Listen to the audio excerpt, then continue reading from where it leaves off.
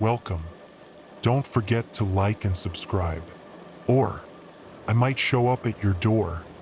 I'm just here to share some creepy stories, so sit back and enjoy. Disclaimer: the content presented in the video is purely for entertainment purposes only.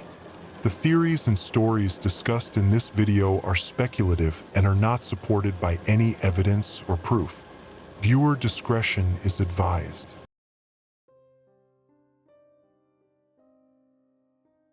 The Geiger counter's rhythmic clicking had become my heartbeat after 18 months monitoring NATO communications 2,000 feet beneath Cheyenne Mountain. Each click meant another particle of radiation detected, another reminder that the world above could end in minutes while we sat surrounded by reinforced concrete and classified electronics. I adjusted my headset as encrypted traffic surged through the primary channels, the cascade of military protocols flooding my screens with data that could mean everything or nothing. Coffee had gone cold hours ago, but my hands stayed steady on the keyboard, logging transmission origins and destination codes with mechanical precision. The underground facility's air tasted metallic, recycled through filtration systems that stripped away everything except the essential oxygen we needed to keep monitoring the digital pulse of global warfare. Milo, you seeing this anomaly on Channel 7? Jenkins' voice cut through the constant hum of cooling fans and server racks. His workstation glowed with the same blue-white light that illuminated every surface in our section. A sterile luminescence that made everyone look like corpses. I pulled up the frequency analysis, watching streams of data cascade across 3 monitors in perfect synchronization. The numbers should have been random, chaotic, but patterns were emerging from the digital noise. Looks like routine traffic from Ramstein. What's got you spooked? Check the encryption headers. Jenkins' voice carried a tremor I'd never heard before. This isn't standard NATO protocol. My fingers hesitated over the keyboard. Jenkins had been analyzing communications intercepts since before I was born, and his instincts had kept us ahead of Russian electronic warfare more times than I could count. The data stream looked normal at first glance. Standard military encryption, proper authentication codes, timing sequences that matched established patterns. But as I dug deeper into the packet structure, the metallic taste in my mouth grew stronger. The encryption signature was NATO standard, but the routing metadata contained impossible anomalies. Messages originating from different command centers were using identical timestamp sequences, something that should never happen given the geographic spread of the facilities. More troubling, the traffic volume suggested coordinated activity across multiple theater commands, but no corresponding alerts had been issued through normal channels. Pull the raw intercepts from the last 6 hours. I commanded the system, my voice barely audible over the ventilation system's endless drone. Cross-reference with known NATO exercises and scheduled communications. The results made my stomach clench like a fist. Over 400 intercepted transmissions, all using the same encryption framework, all containing references to something called Operation Final Reset. The name meant nothing to me, but the traffic patterns suggested a coordinated operation involving at least 12 different NATO facilities across Europe and North America. And every single transmission had been routed through relay stations specifically designed to obscure their true origin. I was reaching for the secure phone to contact my supervisor when I noticed something that made the air in my lungs turn to ice. There, wedged between my keyboard and monitor, was a set of military dog tags I hadn't seen in months. Novus tags, the ones she'd worn through 3 deployments before transferring to the engineering corps at Peterson Air Force Base, just 90 miles north of our facility. The tags were still warm to the touch, as if someone had just placed them there. But that was impossible. This was a secure facility, access controlled by biometric scanners and multiple authentication systems, and Nova was supposed to be on assignment in Germany. I turned the tags over in my palm, feeling the familiar weight of stamped steel, reading the information I'd memorized years ago. Nova-chan, Staff Sergeant, United States Air Force. The serial number was correct. The blood type was correct. Even the tiny dent near the bottom edge was exactly where it should be, the result of a piece of shrapnel that had nearly killed her in Afghanistan. These were definitely Nova's tags. But how had they gotten here? And why now? Jesus Christ, Milo, look at this. Jenkins' voice cracked with panic. I'm getting real-time intercepts from European Command. They're discussing missile trajectories and acceptable casualty rates. I shoved the dog tags into my pocket and pulled up the intercept logs, feeling the warm metal against my leg like a brand. The conversations were fragmentary, heavily encrypted, but certain phrases came through with crystalline clarity. Final authorization, acceptable losses, 30-minute window. My training kicked in, fingers flying across the keyboard as I traced the communication origins.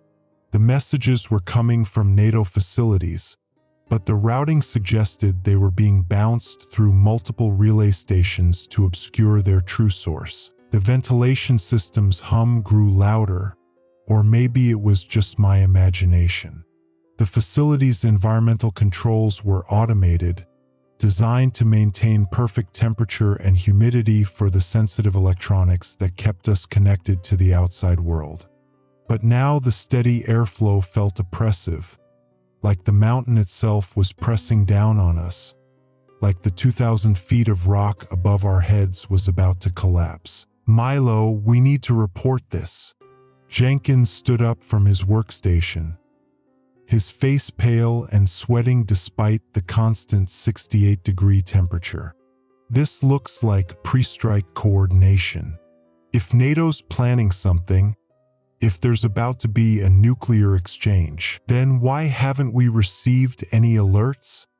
I interrupted, staring at the data scrolling across my screens. Each new intercept added another piece to a puzzle I didn't want to solve. If this is legitimate, where are the emergency action messages? Where's the notification from Strategic Command? The smart move was to follow protocol, alert the duty officer, file the intercept reports, let the analysis section determine if there was a real threat. But Nova's dog tags felt like a weight in my pocket, and something deep in my gut told me that following the chain of command might be exactly what someone wanted us to do. Give me 10 minutes, I said, my voice steadier than I felt. I want to run a deeper analysis before we escalate. Jenkins hesitated, then nodded. 10 minutes. But if we're looking at active strike planning, we can't sit on this. People are going to die. I pulled up the facility's internal communication logs, searching for any mention of Operation Final Reset. The search came back empty, but when I expanded the parameters to include archived messages, I found something that made my hands shake. 3 days ago, a priority message had been sent to all NATO communication centers, directing them to implement enhanced security protocols for any traffic containing specific keywords. Operation Final Reset was on that list. The implication hit me like a physical blow. If someone had anticipated these intercepts, if they'd prepared countermeasures in advance, then this wasn't an intelligence failure. It was a carefully orchestrated operation.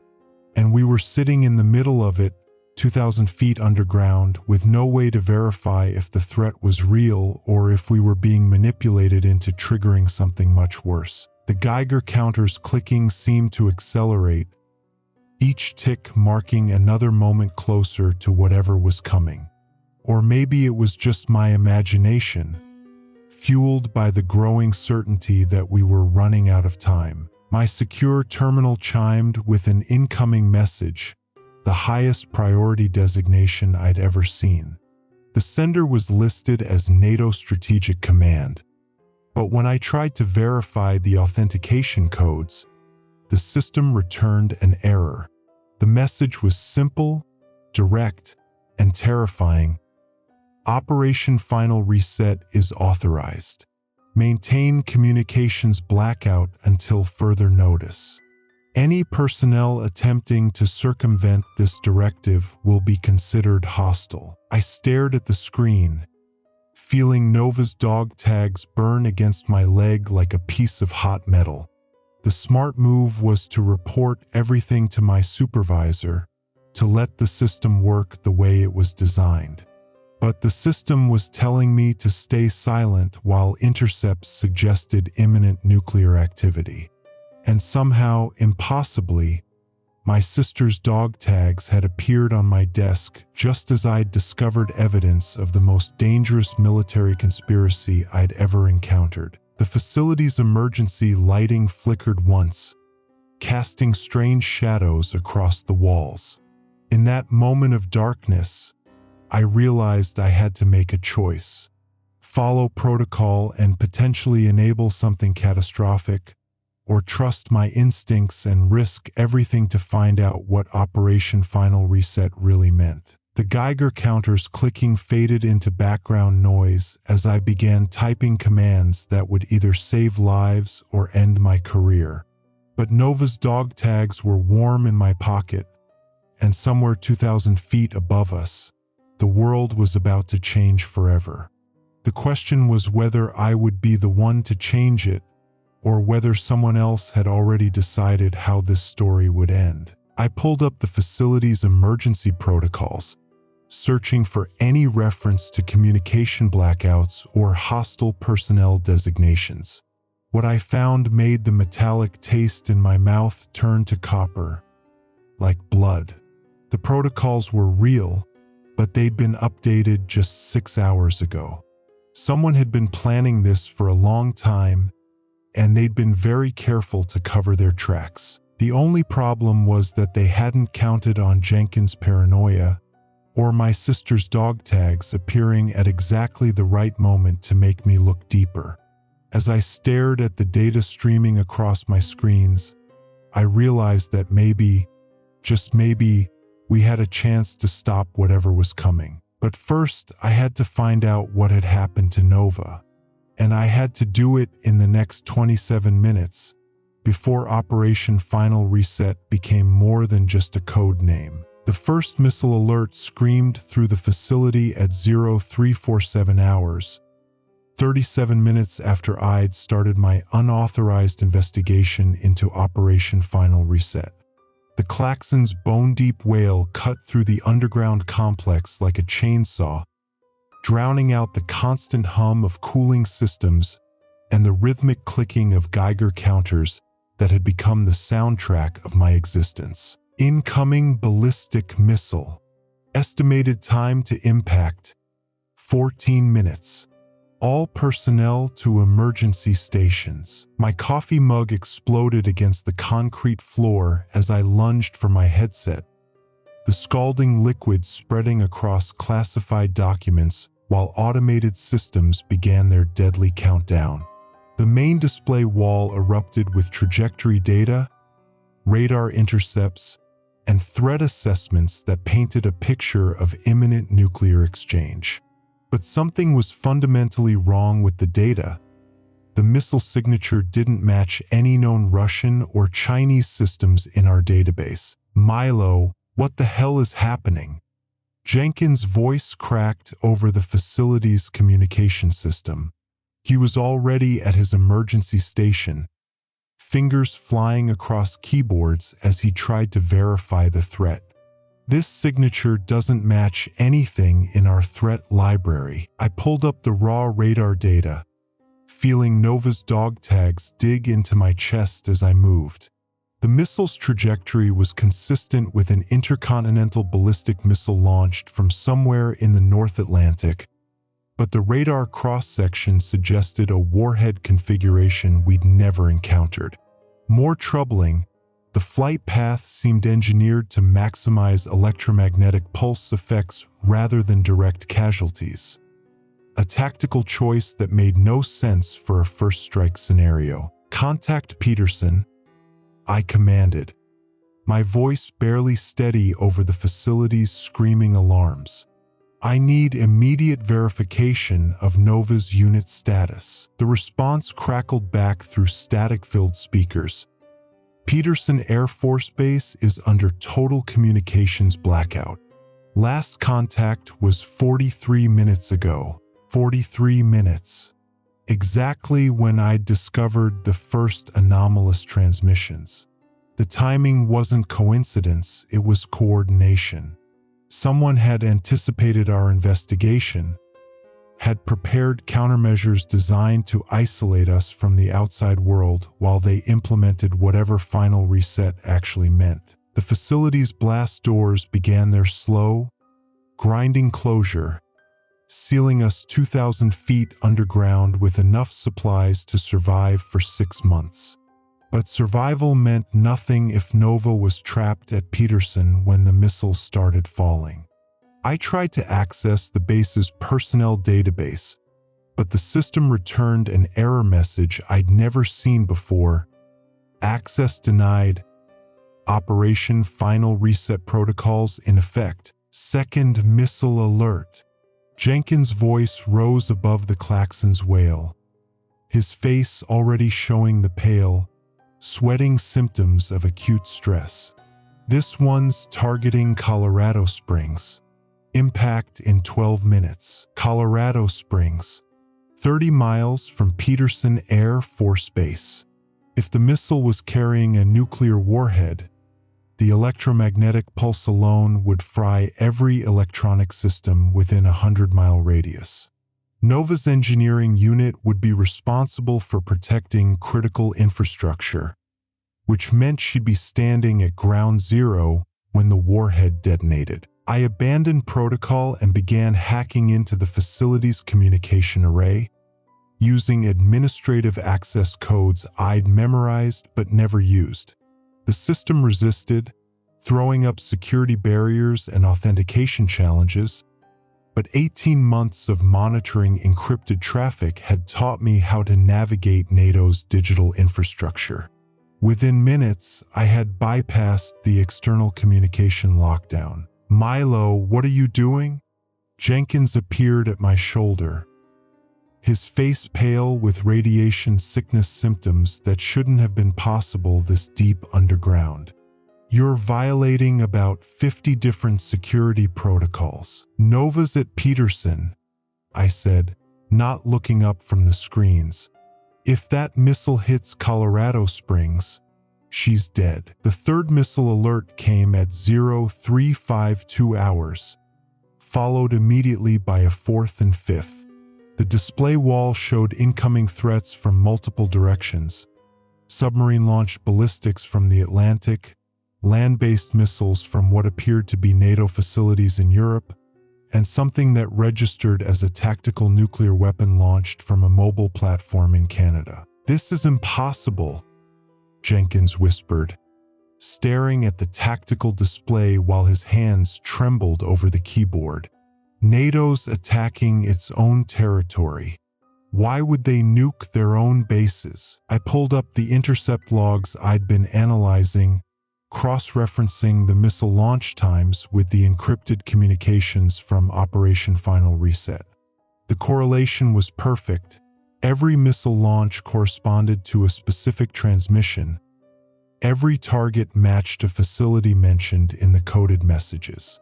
Someone wasn't just coordinating a nuclear attack. They were orchestrating a carefully planned destruction of NATO's own infrastructure. "It's not an attack," I said, feeling the pieces of the puzzle click into place with terrifying clarity. "It's a reset. They're destroying old installations to justify building new ones." Classic false flag operation, but with nuclear weapons. The facility's emergency lighting switched to red, casting everything in bloody shadows as the automated systems detected radiation levels that shouldn't have been possible.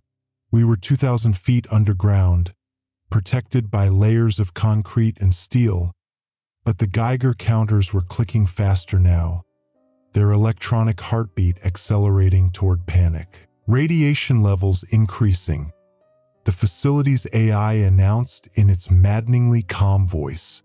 Recommend immediate implementation of Condition Alpha protocols. Condition Alpha meant complete isolation, cutting all ties to the outside world until the radiation subsided. But if I implemented Alpha protocols now, I'd lose my only chance to contact Nova. The communication window would close, and I'd be trapped underground while she faced whatever was coming at Peterson. "Don't do it," Jenkins said, reading my expression. "If you maintain external communications during a nuclear attack, you'll compromise the entire facility. Hundreds of people will die." He was right. The protocols existed for a reason, and violating them could expose everyone in the facility to lethal radiation. But Nova's dog tags were warm against my chest, and somehow I knew she was counting on me to make the right choice.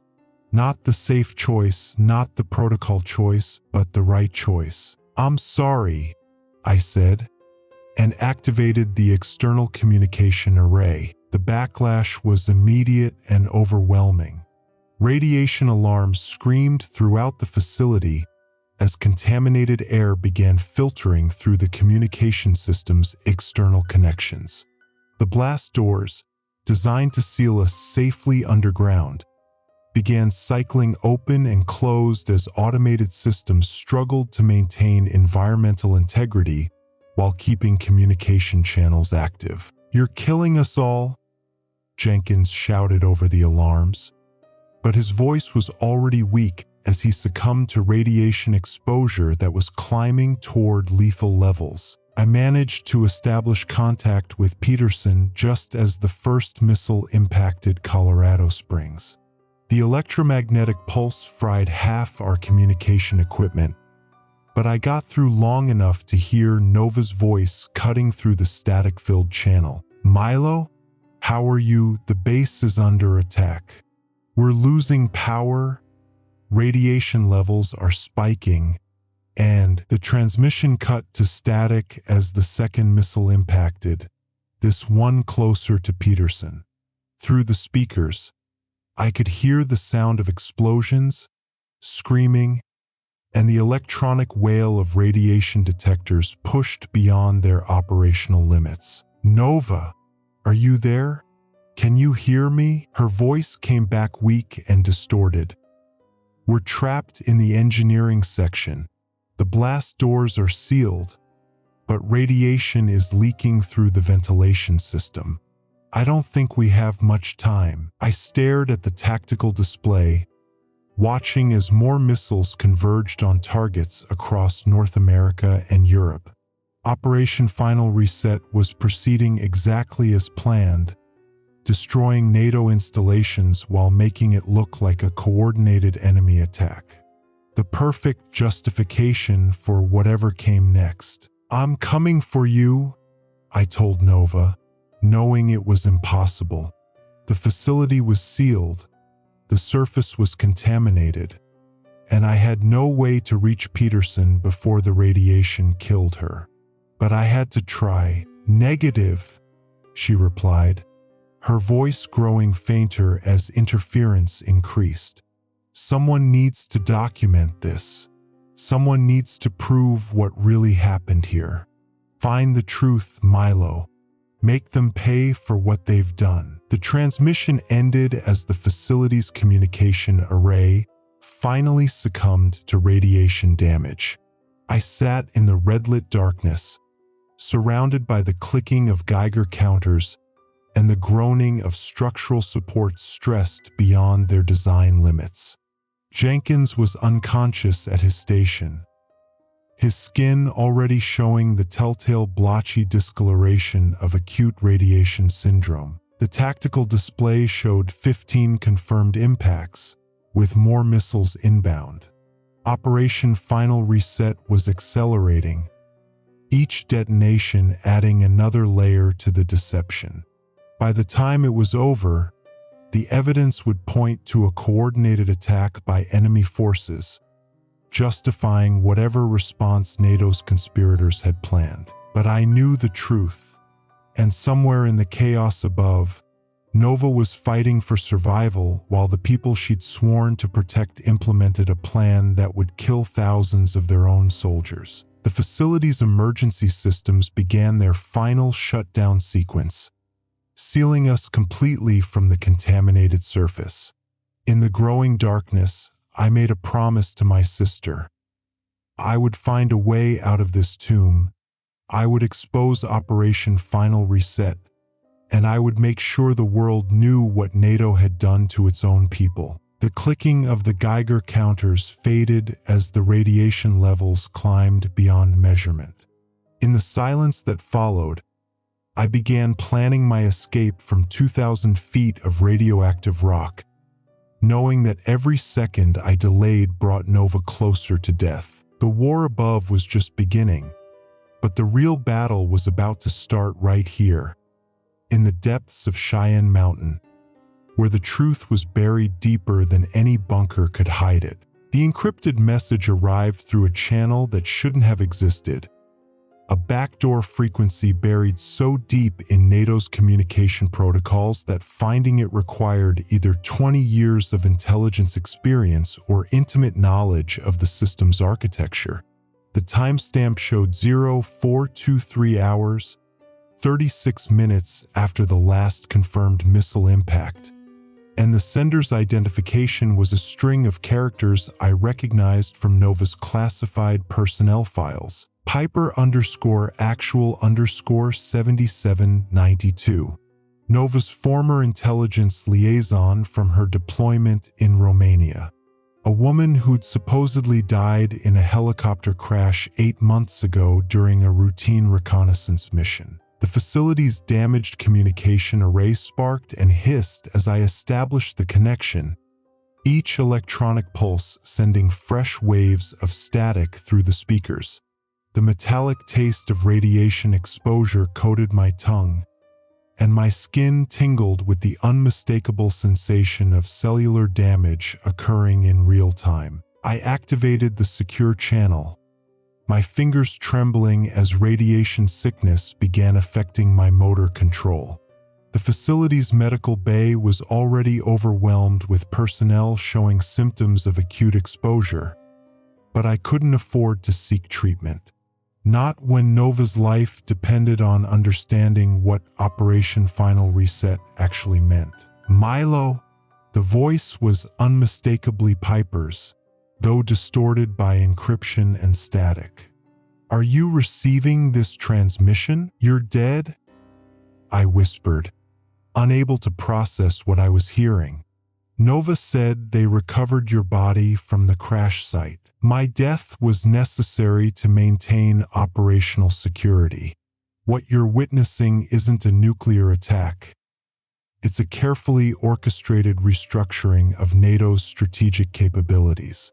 The missiles hitting our installations contain tactical nuclear devices with specific yield characteristics designed to contaminate facilities beyond economic repair while minimizing actual casualties." The words hit me like a physical blow. I pulled up the radiation readings from the impacted sites, comparing them to the theoretical contamination patterns from standard nuclear weapons. Piper was right. The radiation signatures were all wrong. Too focused, too precise, too perfectly calculated to render the facilities uninhabitable without causing the massive civilian casualties that would result from conventional nuclear attacks. "Why?" I demanded, watching as another missile appeared on the tactical display, this one targeting a NATO facility in northern Canada. Why destroy our own installations? Because they're not our installations anymore, Piper replied, her voice cutting through the static with crystalline clarity. Operation Final Reset is a corporate takeover disguised as a military crisis. The facilities being targeted are all scheduled for privatization under the new defense contracting agreements. But existing infrastructure has to be eliminated before the contracts can be awarded. I pulled up the classified procurement database, my fingers moving across keys slick with perspiration as another wave of nausea hit me.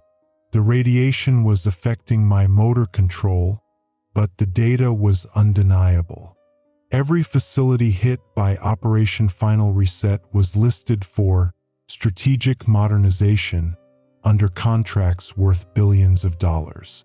The same defense contractors who'd been lobbying for increased military spending were positioned to receive reconstruction contracts for the sites being destroyed. The ventilation system groaned above us, circulating air that tasted of ozone and copper.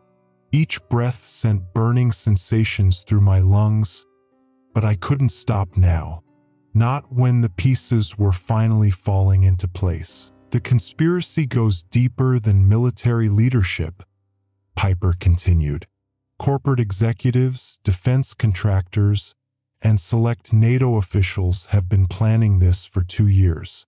They needed a crisis big enough to justify unlimited defense spending and the complete restructuring of NATO's command structure. The communication array crackled with interference as another electromagnetic pulse washed over the facility.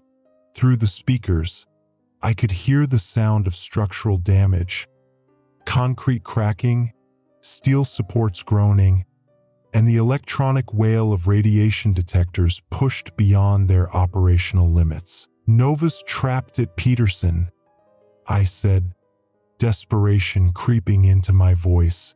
If this is all planned, you can stop it. You can save her. Peterson wasn't supposed to be hit, Piper admitted, her voice carrying a note of genuine distress. The original target list didn't include active personnel sites, but someone modified the strike package, added targets with significant human casualties.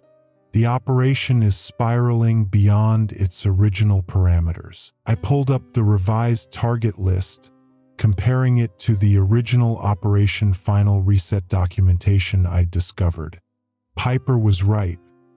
Someone had expanded the operation, adding facilities that would result in thousands of military deaths rather than the controlled destruction of empty installations. Who modified the targets? I demanded, already knowing the answer would terrify me. Someone who benefits from maximum chaos rather than controlled restructuring. Someone who wants NATO completely destroyed rather than simply reorganized. We have a rogue element within the conspiracy, Milo, and they're using our operation to start an actual nuclear war. The tactical display showed new missile launches from locations that didn't match any known NATO or Allied installations. Submarine-launched ballistics from the Arctic Ocean, land-based missiles from facilities in Siberia, and tactical nuclear weapons from mobile platforms that appeared to be moving through international waters. The screen's blue glow reflected off surfaces slick with condensation as the facility's cooling systems struggled against rising temperatures. Russia's responding, I said, watching as the missile tracks converged on NATO installations across Europe. My voice echoed strangely in the confined space, the acoustics changed by structural damage from the electromagnetic pulses. That's exactly what someone wants them to think, Piper replied. The rogue element has been feeding false intelligence to Russian leadership, convincing them that Operation Final Reset is a preemptive nuclear strike. Moscow's response will trigger our automated retaliation systems, and then we'll have an actual nuclear exchange instead of a controlled demolition. I accessed the strategic command protocols, feeling my heart stop as I realized what was happening. The facility's automated systems were interpreting the Russian missile launches as a coordinated attack, and they were preparing to implement full retaliation protocols. In 15 minutes, every nuclear weapon in NATO's arsenal would be launched at Russian targets. The command console's warning lights pulsed red and amber, their reflection dancing across walls that vibrated with each distant impact. Steam hissed from damaged pipes somewhere in the facility's depths, and the constant clicking of Geiger counters had accelerated to a frantic electronic chatter. "We have to stop this," I said, my voice barely audible over the facility's screaming alarms. "The automated systems are about to launch everything we have." "There's a manual override," Piper said, her transmission becoming increasingly distorted as electromagnetic interference increased. "But it requires command authorization from 2 separate NATO facilities, and most of the command structure has been compromised or destroyed." I pulled up the facility's command protocols, searching for any way to prevent the automated launch sequence. The system required confirmation from both the primary command facility at Cheyenne Mountain and a secondary facility in Virginia. But the Virginia facility had been hit by Operation Final Reset 47 minutes ago, and its command structure was presumed destroyed. "What about you?" I asked, grasping at any possibility. "Can you access the override codes?" "I'm at the Virginia facility," Piper replied, her voice barely audible through the static. "The installation is contaminated, but the command bunker is still operational. I can provide secondary authorization, but I need you to access the primary override from your location." The override system required administrative access codes that I didn't have, along with biometric confirmation from a senior officer. But Owen, the facility commander, was somewhere in the complex, probably trying to coordinate evacuation efforts while the automated systems prepared to end the world. I could hear him now, his voice echoing through the facility's damaged communication system as he barked orders at personnel who were probably too sick with radiation exposure to comply. The sound of boots on metal gratings mixed with the electronic wail of emergency systems pushed beyond their operational limits. "Commander Owen," I shouted into the facility's intercom system, my voice cracking with the effort. "I need you in the main communication center. Priority Alpha emergency." "I'll find Owen," I said, already moving toward the facility's command center. "How long do we have?" 11 minutes until automated launch sequence initiates," Piper replied. "But Milo, there's something else you need to know. The rogue element isn't just trying to start a nuclear war. They're planning to survive it in hardened bunkers, then emerge to control whatever's left of NATO and Russian military assets. This isn't just about defense contracts anymore. It's about seizing control of the entire post-war world." The communication crackled with interference as another electromagnetic pulse washed over the facility. Through the speakers, I could hear the sound of explosions and the electronic wail of radiation detectors pushed beyond their operational limits. "Find Owen," Piper said, her voice fading as the transmission began to break up. "Stop the automated launch. And Milo, Nova's alive. The engineering section at Peterson has independent life support. If we can stop this war from starting, she might survive long enough for rescue." The transmission ended as the facility's communication array finally succumbed to radiation damage. I ran through the corridors, feeling the effects of radiation exposure with every step.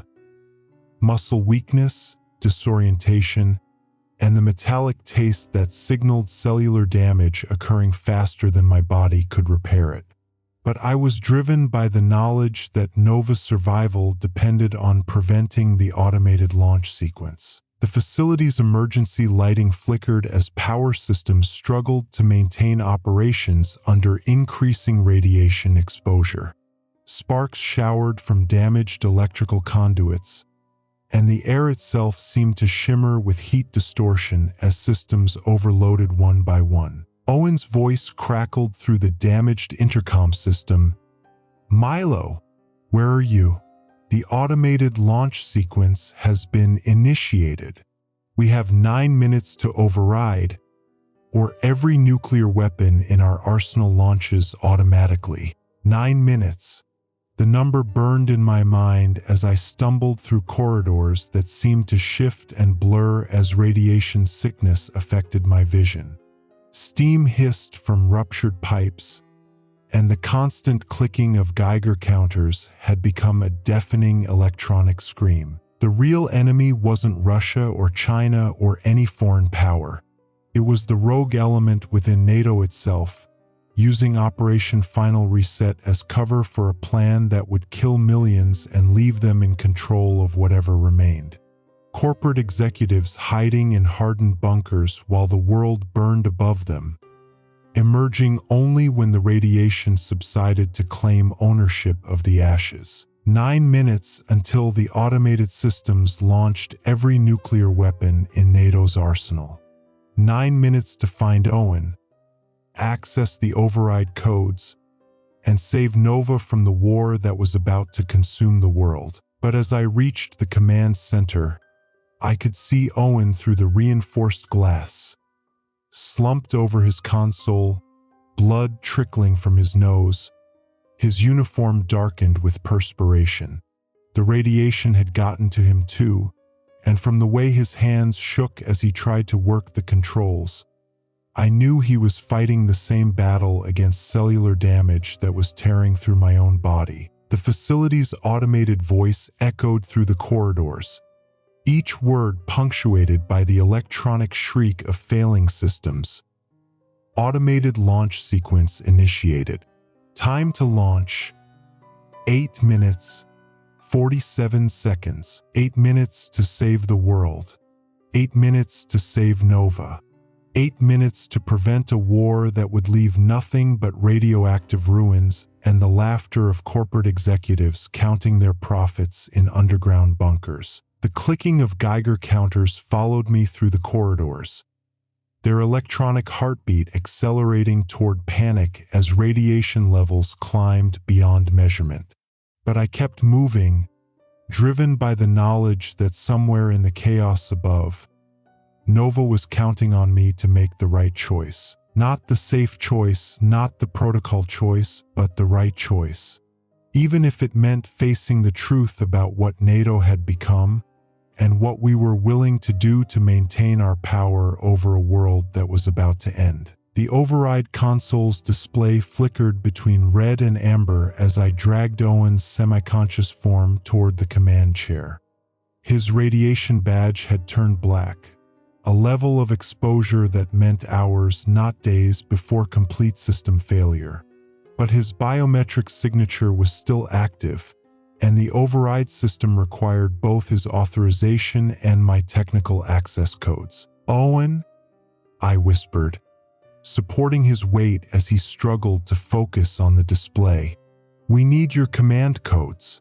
The automated launch sequence." "I know," he gasped, blood speckling his lips as he spoke. "Tried to stop it myself.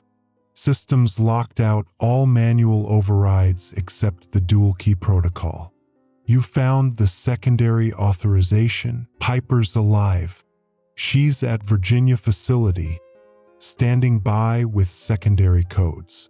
I helped him position his palm on the biometric scanner, watching as the system analyzed his thermal signature and pulse patterns. "But we need to move fast.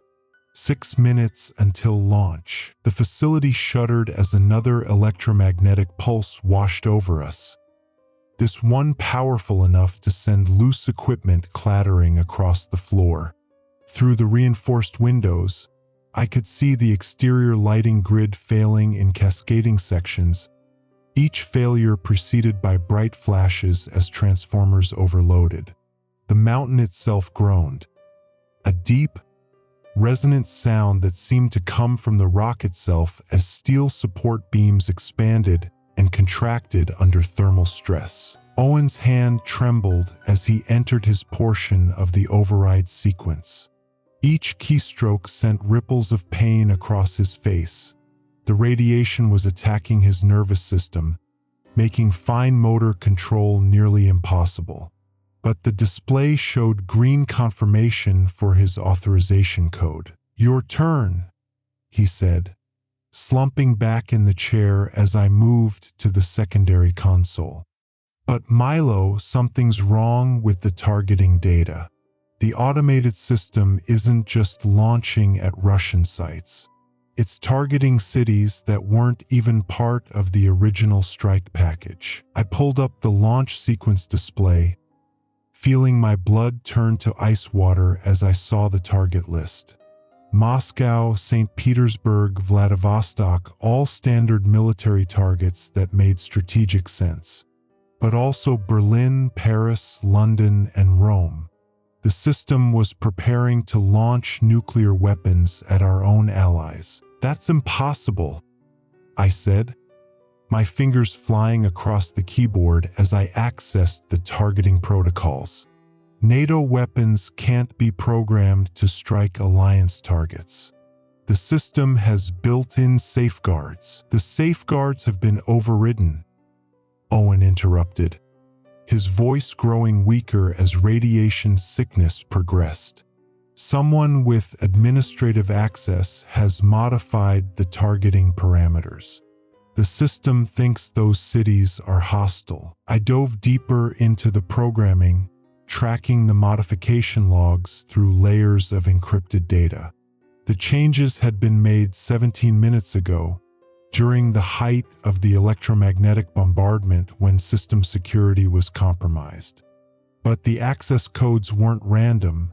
They belonged to someone with Omega-level clearance, the highest tier of NATO authorization. Only 12 people in the entire organization possessed those credentials. The communication array sparked back to life, Piper's voice crackling through static that made her words almost unintelligible. "Milo, are you reading this? The Virginia facility is showing massive targeting anomalies. The automated system is preparing to launch at European capitals." "We see it," I replied, my voice barely audible over the facility's screaming alarms. "Someone's modified the targeting data. Our own weapons are about to hit allied cities." "It's the rogue element," Piper said, her transmission cutting in and out as electromagnetic interference increased. "They've turned the automated launch sequence into a weapon against NATO itself. If those missiles launch, they'll blame it on Russian cyber warfare and use the chaos to seize control of what's left of the alliance." The targeting display showed launch vectors that would impact every major European capital within 30 minutes of launch. Paris, Berlin, London, Rome, all wiped out by weapons that were supposed to protect them. The projected casualty estimates scrolled across the screen. 15.7 million dead in the first hour, 45.3 million within 6 hours as radiation poisoning spread. The death toll would be catastrophic, but more importantly, it would leave NATO's command structure completely shattered. "Can you override the targeting modifications?" I asked, my fingers racing across the keyboard as I tried to access the core programming. "Negative," Piper replied. "The modifications are hard-coded into the system. Only way to stop it is to abort the entire launch sequence." I pulled up the abort protocols, searching for any way to cancel the automated launch. The system required confirmation from both facilities, But it also needed verification that the abort wasn't being initiated under enemy coercion. The verification process would take 4 minutes, and we only had 4 minutes and 37 seconds until launch. "We can't make it," I said, watching the countdown timer tick toward 0. "The verification process takes too long." Owen struggled to sit up, his movements jerky and uncoordinated as radiation sickness affected his motor control. "There's another way," he said, his voice barely a whisper. "Manual shutdown of the launch control systems. But it requires someone to physically access the reactor core and shut down primary power." "That's suicide," I said, already knowing what he was thinking. "The reactor compartment is flooded with radiation. Anyone who goes in there won't come out." "Better than letting our own weapons destroy Europe," Owen replied, fumbling for his sidearm. "But I can't make it in my condition. You'll have to do it." I stared at the display, feeling the weight of impossible mathematics crushing down on me. Nova, one person, my sister, trapped and dying at Peterson, against 45 million civilians who would be vaporized if I couldn't stop the launch sequence. The choice wasn't really a choice at all, but knowing that didn't make it any easier to accept. The facility's automated voice echoed through the corridors. "Automated launch sequence confirmed. Time to launch, 4 minutes, 11 seconds. There's got to be another way," I said, desperately searching through the system files. "Some kind of remote shutdown protocol." "The reactor control room is 30 meters through the main corridor," Owen said, his voice growing fainter with each word. "Emergency shutdown lever is next to the primary cooling system. Pull it down and hold it for 15 seconds. That'll cut power to the launch control systems." I looked at the radiation readings from the reactor compartment. The levels were beyond measurement. Anyone entering that space would receive a lethal dose within seconds. But the alternative was watching our own weapons destroy every major city in Europe. "What about Nova?" I asked, already knowing the answer but hoping Owen would give me permission to choose my sister over the world. "She's one person," Owen said, his eyes meeting mine with the clarity that comes at the end of life. "Those cities represent millions. The choice isn't really a choice at all." The communication array crackled with interference as Piper's voice cut through the static. "Milo, I'm reading massive radiation spikes from your location. What's your status?" "The reactor's going critical," I replied, watching as the radiation monitors climbed beyond their operational limits. "Someone has to shut it down manually, or the launch sequence can't be stopped." "Don't do it," Piper said, her voice carrying an urgency that cut through the electromagnetic interference. "There's another way. The rogue element has to have a command center somewhere. If we can locate it and shut down their override systems." "We don't have time," I interrupted, looking at the countdown timer. 3 minutes, 47 seconds. "Even if we could find their command center, we can't access it fast enough." Owen's hand found my shoulder, his grip surprisingly strong despite the radiation poisoning. "Make the choice, Milo, but make it knowing that whatever you decide, you'll have to live with it." Live with it. The irony wasn't lost on me. If I entered the reactor compartment, I wouldn't be living with anything. But if I stayed to coordinate Nova's rescue, I'd be living with the knowledge that our own weapons had destroyed Europe while I chose family over duty. The facility shuddered as another electromagnetic pulse washed over us, this one accompanied by the sound of structural damage. Concrete cracked, steel supports groaned, and the electronic wail of radiation detectors merged into a single, deafening scream. "The mountain's destabilizing," Owen said, his voice barely audible over the facility's failing systems. "The electromagnetic pulses are causing thermal expansion in the rock. We might not survive long enough to make any choice." I pulled up the geological sensors, watching as stress fractures appeared throughout the mountain structure. The facility was built to withstand nuclear attack, but not the sustained electromagnetic bombardment we'd been experiencing. The rock itself was failing, and when it collapsed, it would bury the facility and everyone in it. "2 minutes until launch," I said, my voice steady despite the terror that was threatening to overwhelm me. "If I'm going to shut down the reactor, I need to go now." "Wait!" Piper's voice crackled through the speakers. "I'm detecting a massive power surge from your location. The reactor isn't just going critical, it's been sabotaged. Someone's overloaded the cooling systems." I accessed the reactor control systems, feeling my heart stop as I realized what was happening.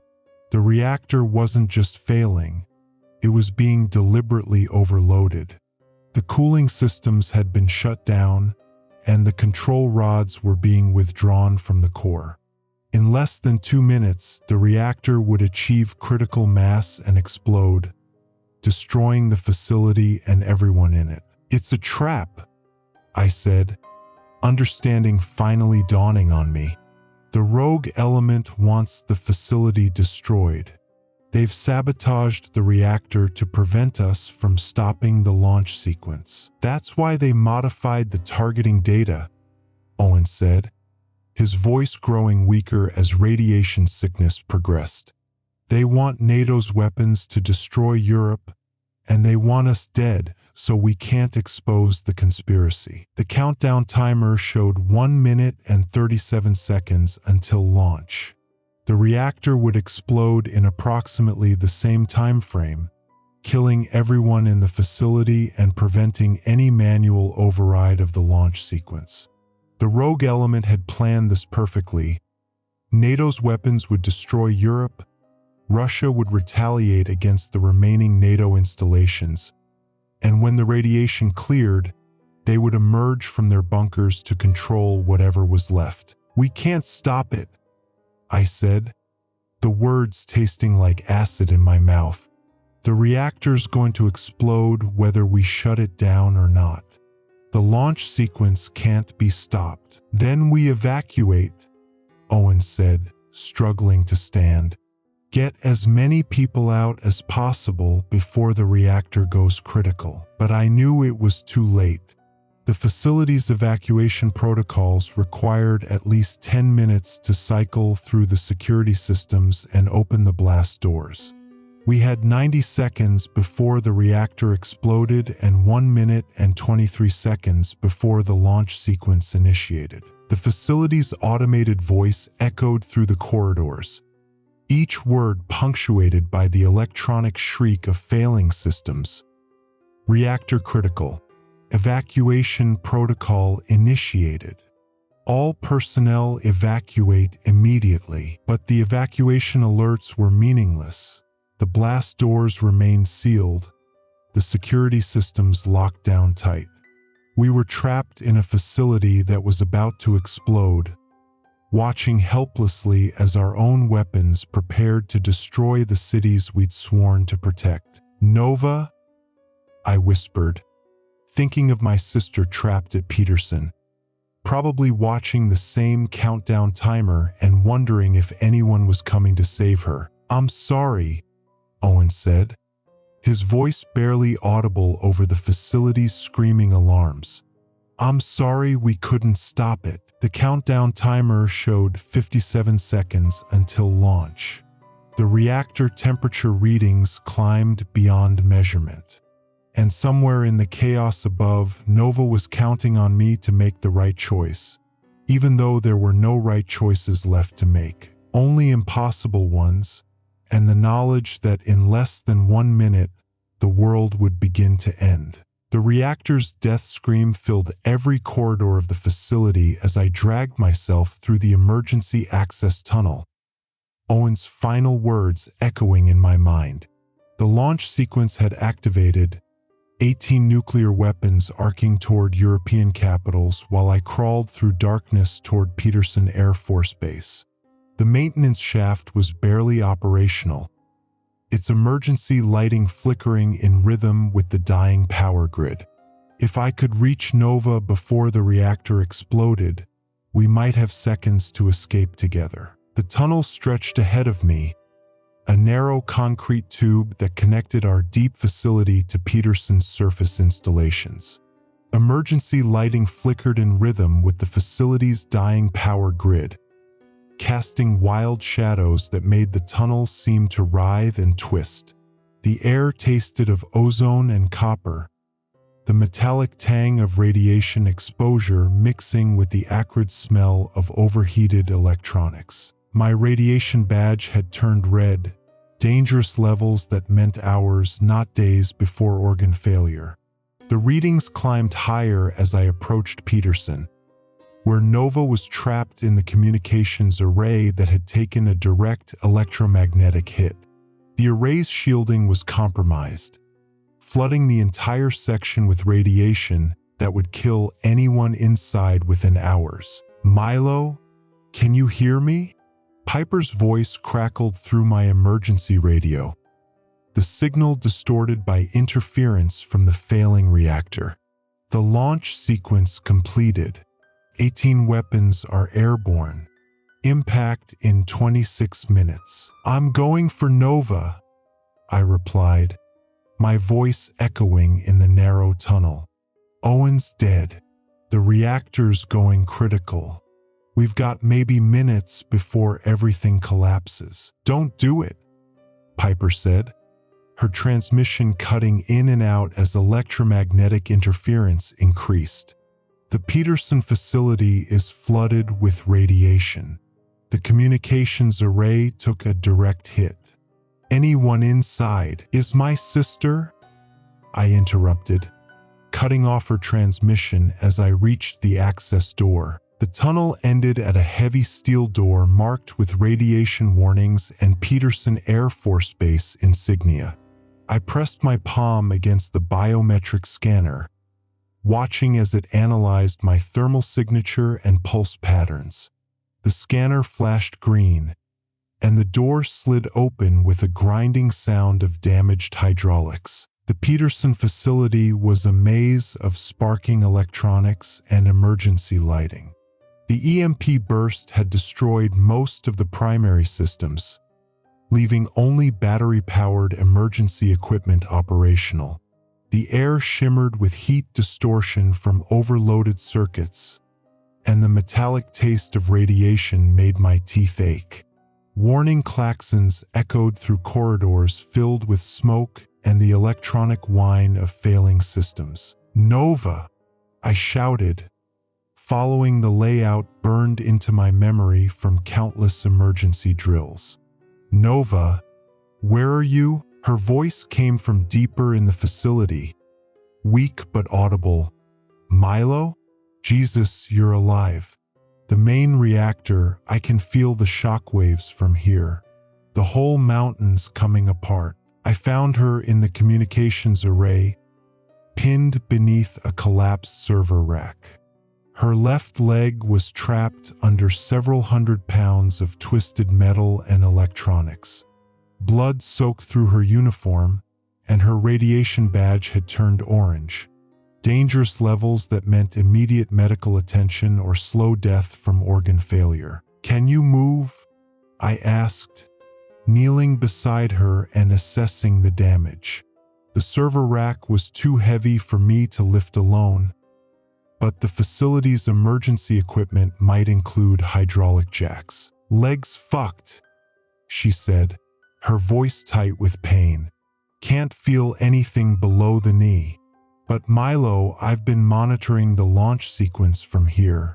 Those aren't Russian targets." "I know," I said, searching through the debris for something to use as a lever.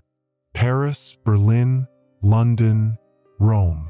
Our own weapons are about to destroy NATO's command structure. It's worse than that, Nova said, her voice growing weaker as radiation sickness progressed. I intercepted transmissions from the rogue element. They're not just destroying the alliance, they're planning to rebuild it under their control. A new world order with them in charge. The facility shuddered as another section of the main reactor complex collapsed, the sound of twisted metal and shattered concrete echoing through the corridors. Through the reinforced windows, I could see the exterior lighting grid failing in cascading sections, each failure preceded by bright flashes as transformers overloaded and exploded. Who's leading them?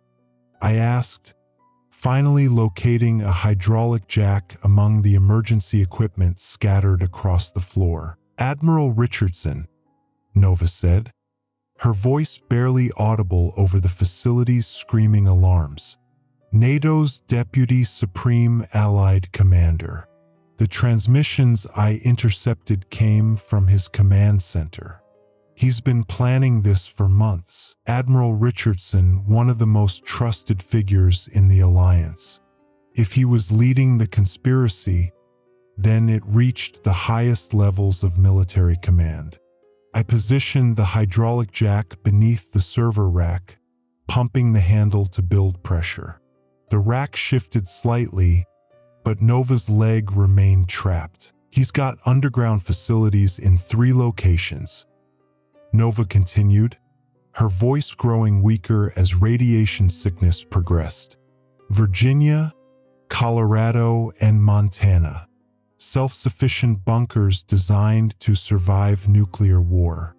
They'll wait until the radiation clears, then emerge to control what's left. The hydraulic system was damaged, leaking fluid that made the floor slippery. Each pump of the handle gave us only millimeters of lift, and the rack kept settling back into place. The facility's automated voice echoed through the corridors. Structural integrity compromised. Evacuation protocol failed. Facility collapse imminent. How much time do we have? Nova asked, watching as I struggled with the failing hydraulic jack. Minutes, maybe less, I replied, abandoning the jack and searching for something else to use as a lever. The main reactor's gone critical. This whole mountain's going to collapse. Then you need to go, Nova said, her voice steady despite the terror in her eyes. Get to the surface and find a way to stop Richardson. Those people in Europe don't deserve to die for his ambition. The hydraulic jack finally gave way. Hydraulic fluid sprang across the floor as the system failed completely. The server rack settled back into place, pinning Nova's leg even more securely. Blood seeped from beneath the wreckage, forming a dark pool that reflected the emergency lighting. I'm not leaving you, I said, grabbing the server rack with both hands and trying to lift it through sheer force. The metal was too heavy, the angle too awkward. My radiation badge had turned red, a dangerous level of exposure that meant immediate evacuation or death within hours. 5 seconds to critical mass, the facility's automated voice announced. Evacuate immediately. Go! Nova shouted, her voice carrying a strength that surprised me. For God's sake, Milo, go! But I couldn't move. Couldn't abandon my sister to die alone in a facility that was about to be vaporized. The mathematics were simple. She was trapped, dying, and would be dead in seconds anyway. The logical choice was to save myself and try to expose Richardson's conspiracy. Logic meant nothing in the face of family. The reactor exploded with a sound like the earth splitting open, a deep rumbling that seemed to come from everywhere at once. The facility's structural supports snapped like twigs, sending massive chunks of concrete crashing down around us. The emergency lighting failed, plunging us into darkness broken only by the hellish glow of superheated metal and radiation. "The tunnel," Nova gasped, her voice barely audible over the sound of the facility collapsing. "Emergency access to the surface. 30 meters past the communications array." I could barely see her in the darkness, but I could hear the pain in her voice as the facility's death throes continued around us. The air was thick with dust and radiation, making each breath burn in my lungs. "Come with me," I said, making one last attempt to free her from the wreckage. "I'll carry you if I have to." "My legs crushed," Nova replied, her voice growing weaker as shock and radiation sickness took hold. "I'd bleed out before we reached the surface, but you still have a chance." The facility shuddered as another section collapsed, the sound of twisted metal and shattered concrete filling the air. The radiation readings on my badge climbed beyond measurement. We were both dead anyway, just a matter of minutes or hours. "The launch sequence," I said, remembering what had started this nightmare. "Did it complete?" "Yeah," Nova said, her voice barely a whisper. 18 nuclear weapons launched at European capitals. They'll impact in 27 minutes. 18 weapons. Paris, Berlin, London, Rome, and 14 other cities. Millions of people who would be vaporized because I'd chosen to save my sister instead of stopping the launch sequence. The weight of that decision crushed down on me like the facility's collapsing concrete. "I'm sorry," I said, not sure if I was apologizing to Nova or to the millions of people who were about to die. "Don't be," Nova replied, her hand finding mine in the darkness. "You made the right choice. Family first, always." But it wasn't the right choice. It was the human choice. The choice that felt right even though it doomed millions of innocent people. The choice that saved one person I loved while failing everyone else I'd sworn to protect. The facility's final collapse began with a sound like thunder. Massive support beams snapping as the reactor's explosion destabilized the entire mountain. The ceiling above us cracked and sagged, held up only by twisted metal that wouldn't last much longer. "The emergency tunnel," Nova said, her voice growing fainter with each word. "Behind the main server bank. It leads to a surface exit near the perimeter fence." I could see the tunnel entrance now, a narrow opening partially blocked by debris but still passable.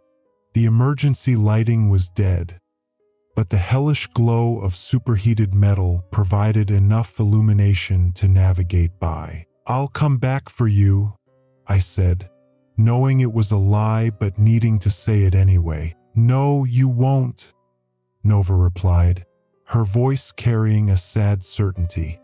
"And that's okay. Just promise me you'll stop Richardson. Don't let him turn this disaster into his personal empire." The facility shuddered as another massive section collapsed, the sound of destruction echoing through the corridors. The air was thick with dust and radiation, making each breath a struggle. My radiation badge had turned black, a level of exposure that meant death within hours, not days. "Promise me," Nova said, her grip on my hand tightening despite her weakening condition. "I promise," I replied, meaning it completely even though I knew I probably wouldn't live long enough to keep it. The ceiling above us cracked with a sound like gunfire, concrete dust raining down as the facility's final collapse began. The emergency tunnel was still accessible, but in another few seconds, the entire communications array would be buried under tons of debris. "Go," Nova said, her voice barely audible over the sound of collapsing concrete. Go now before it's too late." I squeezed her hand one last time, then turned and ran toward the emergency tunnel. Behind me, the facility's death throes continued. The scream of twisted metal, the crash of falling concrete, and beneath it all, the sound of my sister's voice calling my name. The tunnel was narrow and dark, filled with dust and the metallic taste of radiation. But it was intact, and it led upward toward the surface, toward whatever remained of the world after 18 nuclear weapons finished their work. I climbed through darkness, leaving Nova behind, carrying the weight of impossible choices and the knowledge that sometimes survival means living with decisions that will haunt you forever. The emergency tunnel ended at a maintenance hatch buried under 3 feet of snow and debris. I pressed my shoulder against the frozen metal, feeling the sting of radiation burns across my exposed skin as I forced it open. The surface world greeted me with silence. No sirens, no emergency broadcasts, just the hollow whistle of wind through the skeletal remains of Peterson Air Force Base's communication towers. My radiation badge had turned black, the dosimeter's needle buried beyond the measurement scale. I had hours, maybe less, before organ failure claimed me. But Nova's final words echoed in my mind. "Stop Richardson. Don't let him turn this disaster into his personal empire." The perimeter fence was twisted wreckage, sections of chain link melted by the electromagnetic pulse that had preceded the reactor explosion. Through the gaps, I could see the glow on the eastern horizon. Not sunrise, but the fires consuming Colorado Springs 15 miles away. The city was burning, its infrastructure crippled by cascading failures from the nuclear facility's destruction. I stumbled through the snow toward the motor pool, hoping to find a vehicle that had survived the EMP. Most of the base's equipment was dead, electronics fried by the electromagnetic pulse. But near the maintenance shed, I found an old M35 cargo truck, ancient enough to lack computerized systems, its mechanical diesel engine protected by the shed's metal structure. The truck started on the 3rd try, its engine coughing to life with a sound like breaking glass.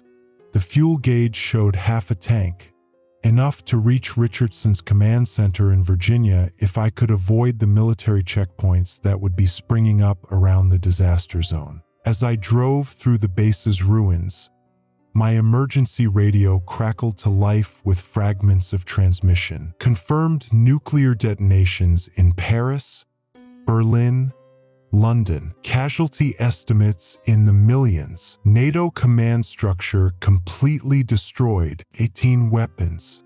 18 cities. The conspiracy had succeeded beyond Richardson's wildest dreams. The alliance was broken, its leadership vaporized, leaving only the underground bunkers where the conspirators waited to emerge as humanity's new masters. I turned the radio off. The mathematics of failure were too overwhelming to process. Millions dead because I'd chosen to save my sister instead of stopping the launch sequence. The weight of that decision sat in my chest like a tumor, growing heavier with each mile I drove through the devastated landscape. The highway was clogged with refugees fleeing the disaster zone. Families packed into overloaded vehicles, their possessions strapped to rooftops and trailing from open windows.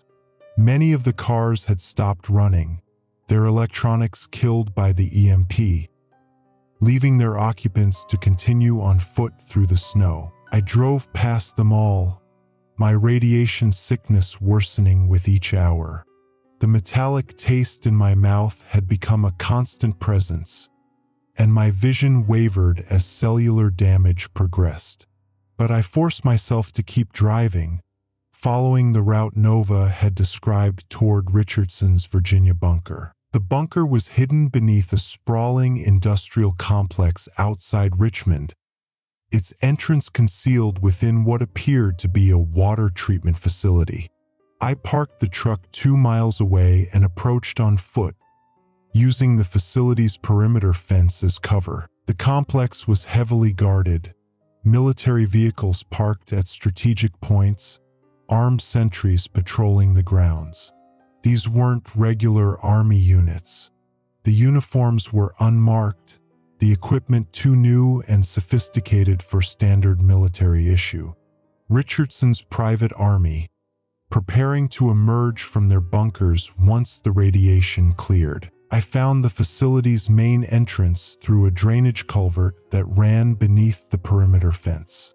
The concrete tunnel was partially flooded, forcing me to crawl through freezing water that soaked through my radiation-damaged clothing. My hands were shaking uncontrollably now, radiation sickness progressing faster than I'd expected. The tunnel ended at a maintenance access point inside the facility's main building.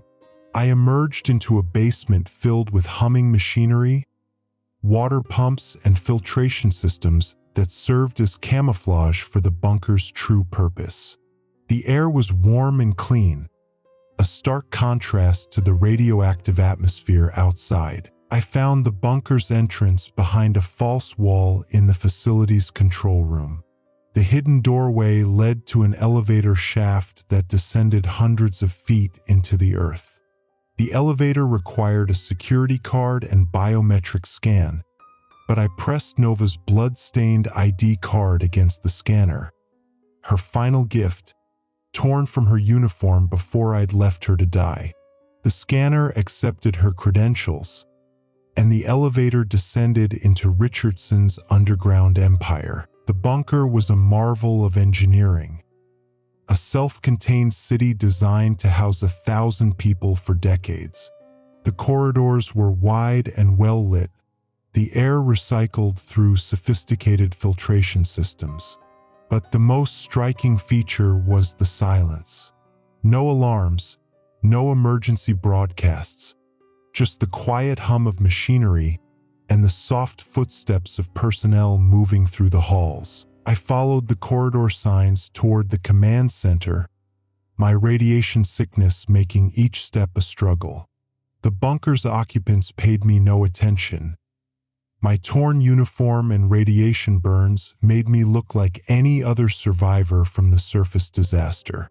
In the soft fluorescent lighting, the extent of my injuries wasn't immediately obvious. The command center was a circular room filled with massive displays showing global communications traffic. Richardson stood at the center, surrounded by senior officers and civilian officials. He was tall and distinguished, his uniform immaculate despite the chaos raging on the surface. Gray-haired and confident, he looked like the perfect military leader, which made his betrayal all the more devastating. Confirmed that London is completely destroyed, one of his aides was reporting, "The British government has ceased to exist."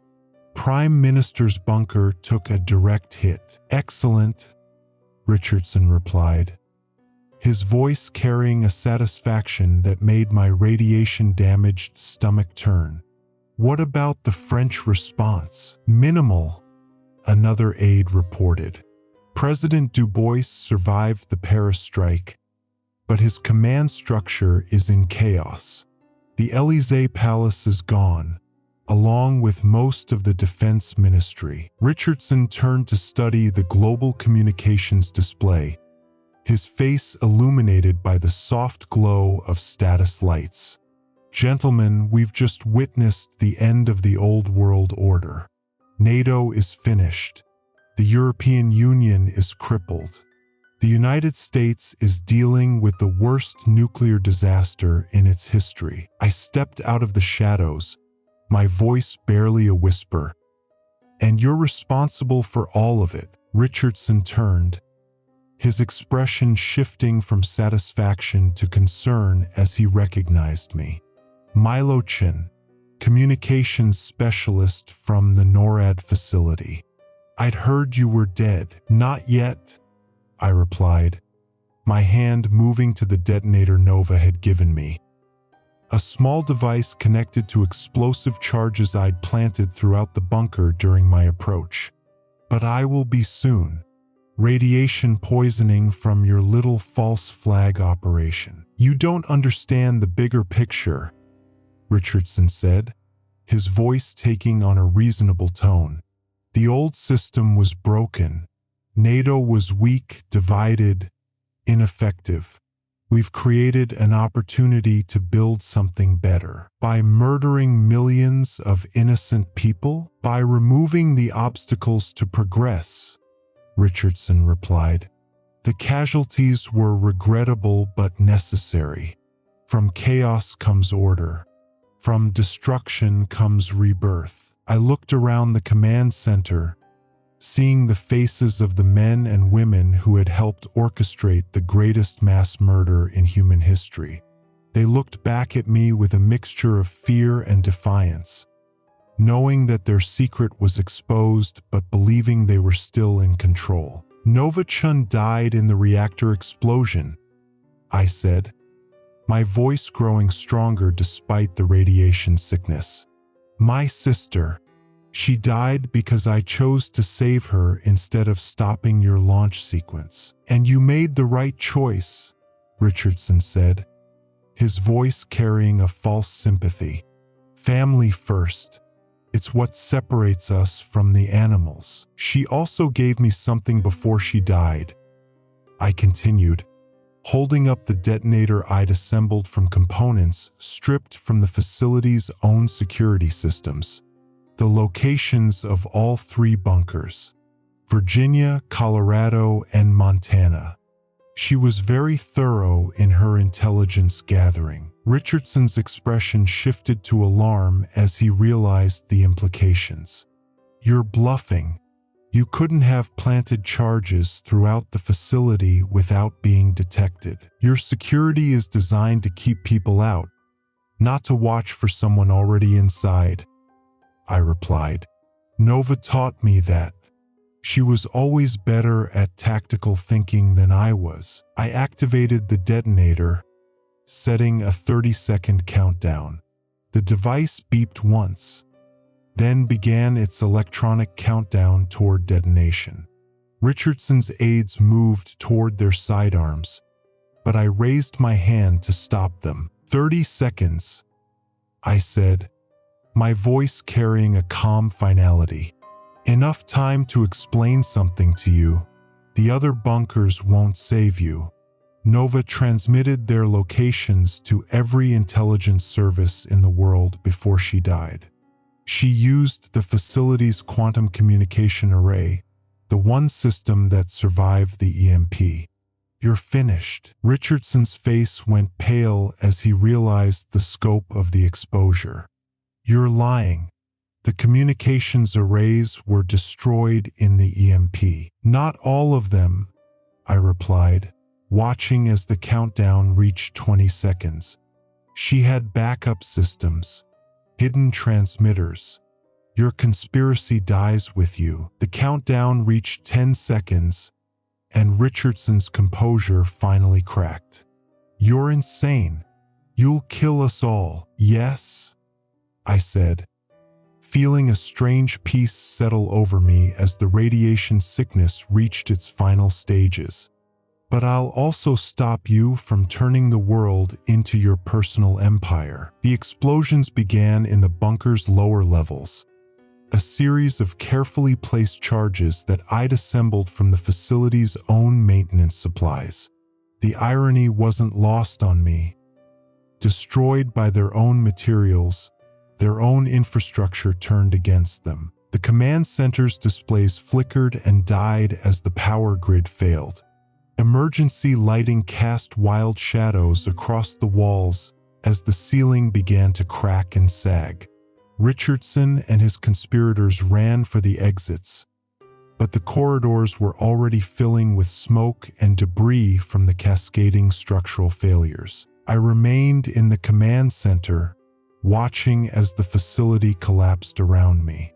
The radiation sickness had progressed beyond hope of treatment, and the explosive charges were bringing down millions of tons of concrete and steel. But I'd kept my promise to Nova.